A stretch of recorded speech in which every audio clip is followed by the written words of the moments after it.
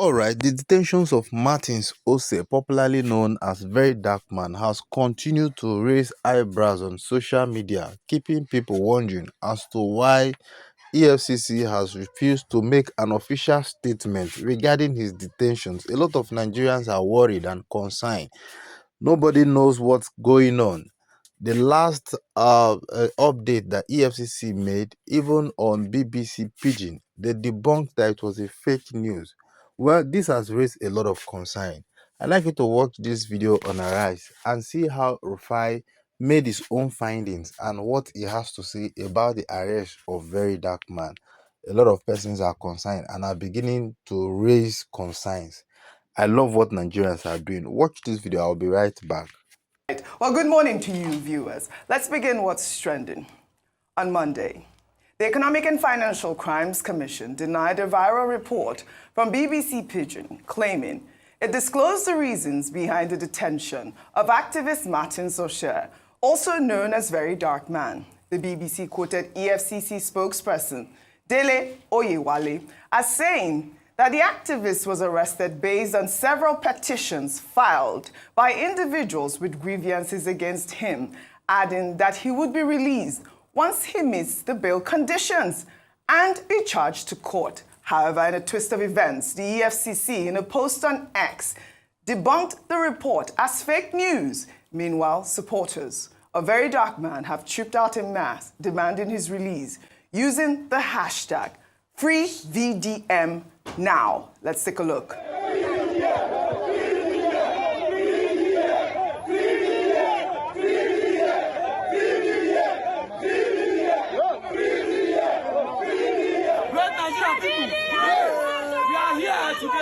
And we have shown the message to the world that as Nigerians, we must protest against every oppression.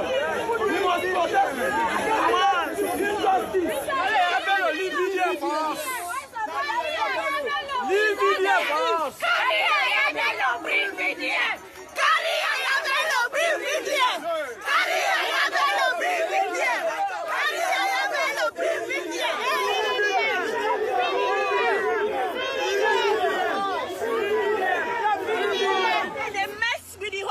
Because see as VDM, small VDM, see as he block road, who's small? See as he block road. Only VDM, I'm block this kind. Yes, yes, free VDM, see as he block road. Free VDM, free VDM, free VDM. Let's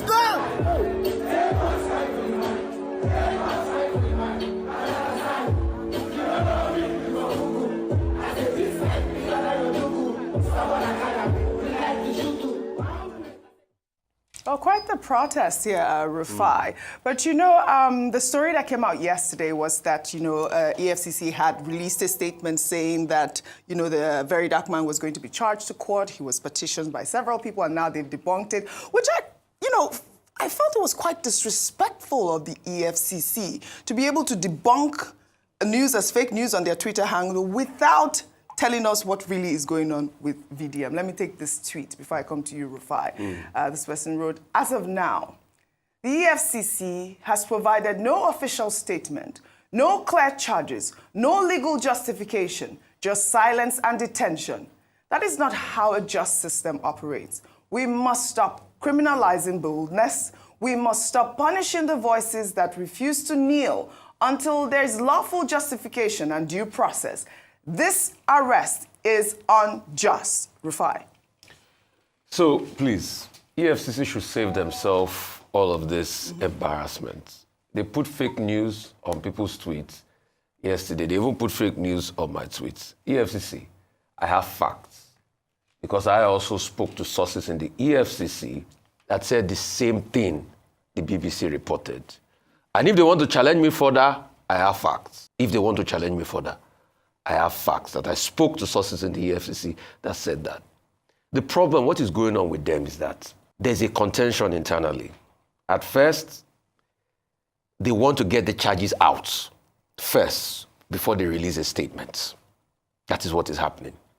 And the process of getting those charges out is still delaying.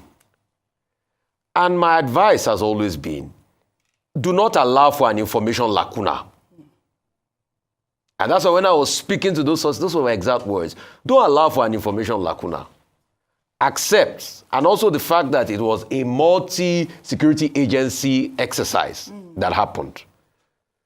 So, and that was why I reposted that story yesterday. I reposted that story when I saw it of the BBC because I thought, oh, they had even come out to take a position on this.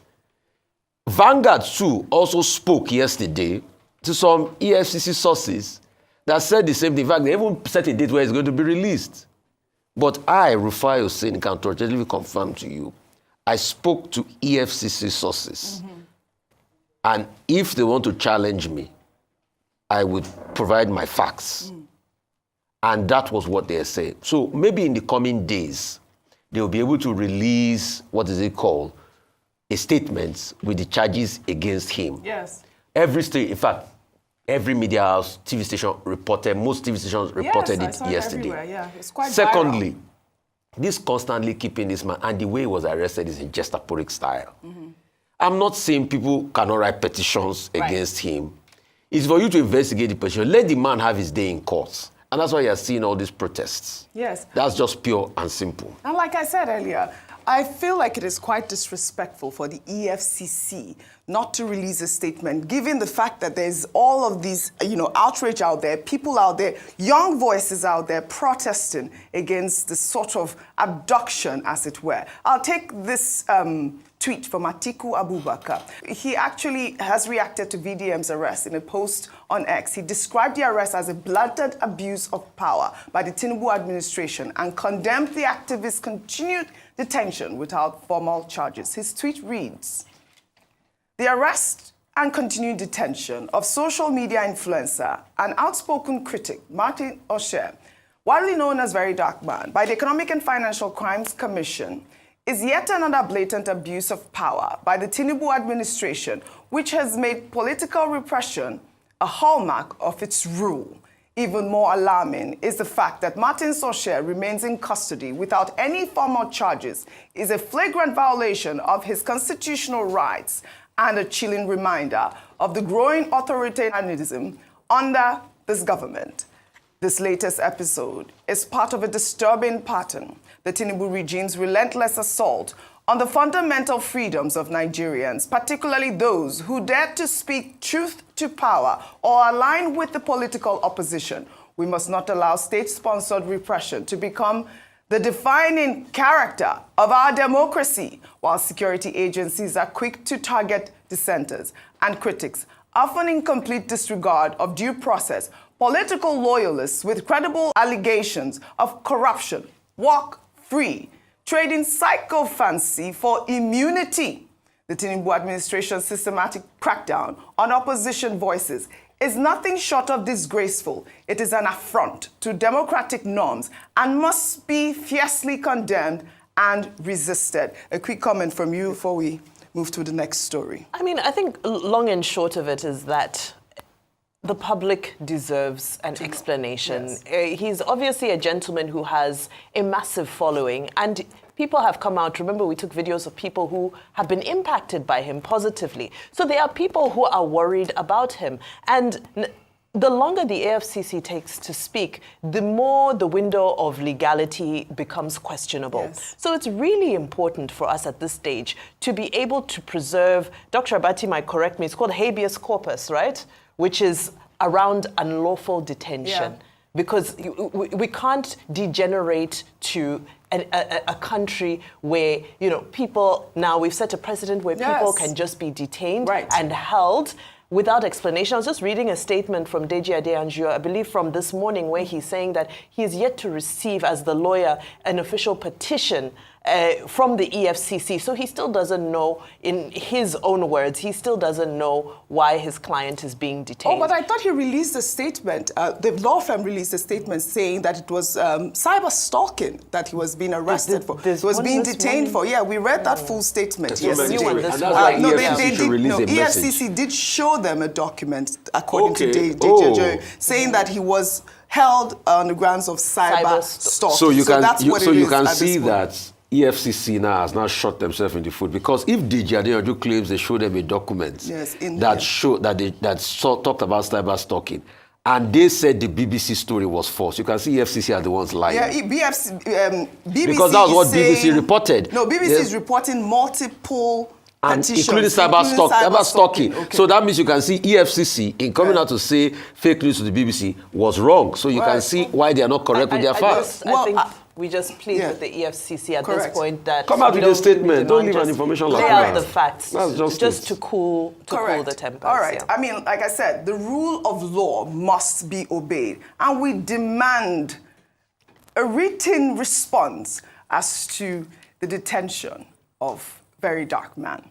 We'll take another story now in Rivers State.